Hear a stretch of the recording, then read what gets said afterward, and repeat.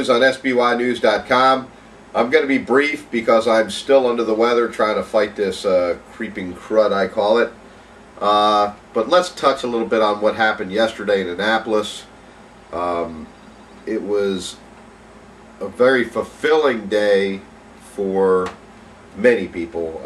Delegates Jim Mathias, Mike Smigel, Delegate Conway, Sheriff Mike Lewis, Chief Gary Baker, State's Attorney Davis Ruark, and of course, more importantly, Jennifer Foxwell and Tracy Powell.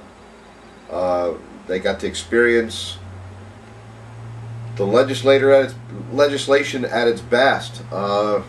It's been a long process and several trips to Annapolis, but the bills are done, and yesterday sealed the deal. To me, it was exciting. Almost like gambling, for crying out loud. Roller coaster rides, probably the best bet. The end result was the gambling, and you just didn't know what was going to happen. But fortunately, Governor O'Malley stepped in and finalized this legislation by putting it into the governor's bill, and making a huge difference for all parents of children in the state of Maryland. Now we need to reach out to Delaware, we need to reach out to Virginia and surrounding states, Pennsylvania. Let's start getting some national legislation done so that all sex offenders are subjected to the same kind of punishment for the crimes that they so choose to do. Let's nail them. Let's finish this thing. I don't think we're anywhere near done. Again, I'd like to go back to this very quickly. I still believe in this next legislative session that the Senate and the delegates need to discuss the minimum of a 1 mile radius of all sex offenders must live 1 mile away from any school. If the children are subjected to having to walk past a sex offender's home, shame on our government. In fact, when I dug into this and found out, someone was trying to find out why it was exactly 1,000 feet, not 1 mile, and someone just said they made it up. Very stupid. Very stupid that we put these people in office and they come up with "we made it up" kind of crap. Anyhow, let's hope that changes. My thanks go out to all the names I just mentioned above or earlier. I feel like I'm still on the blog. It's been a rough road, folks. I've been feeling lousy for 3 days now, and I'm fighting this thing as much as I can, and hopefully by tomorrow I'll be back to normal, at least somewhere near it.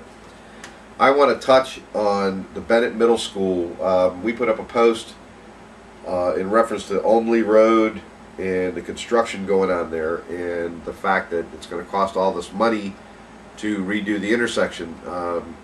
And some people locally, you got to understand this too, folks.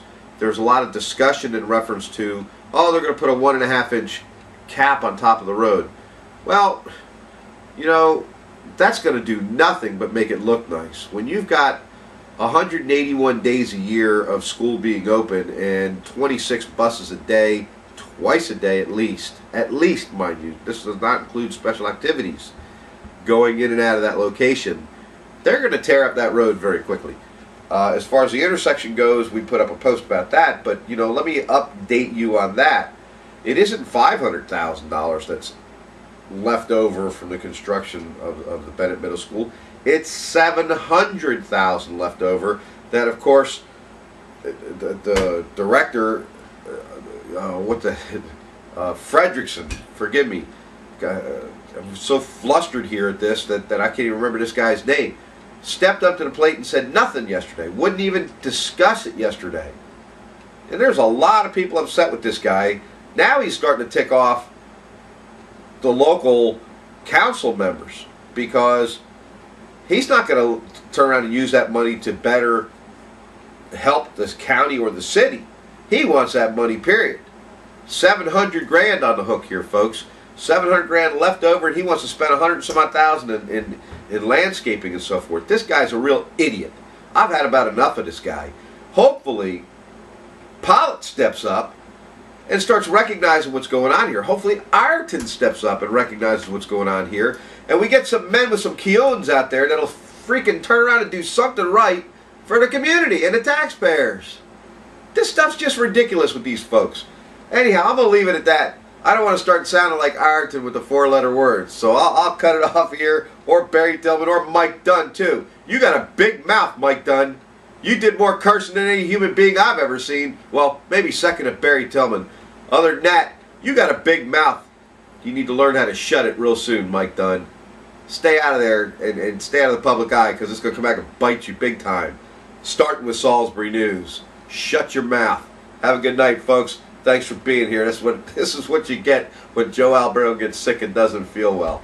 Take care, folks. I'll talk to you on Friday. Thanks. Bye-bye.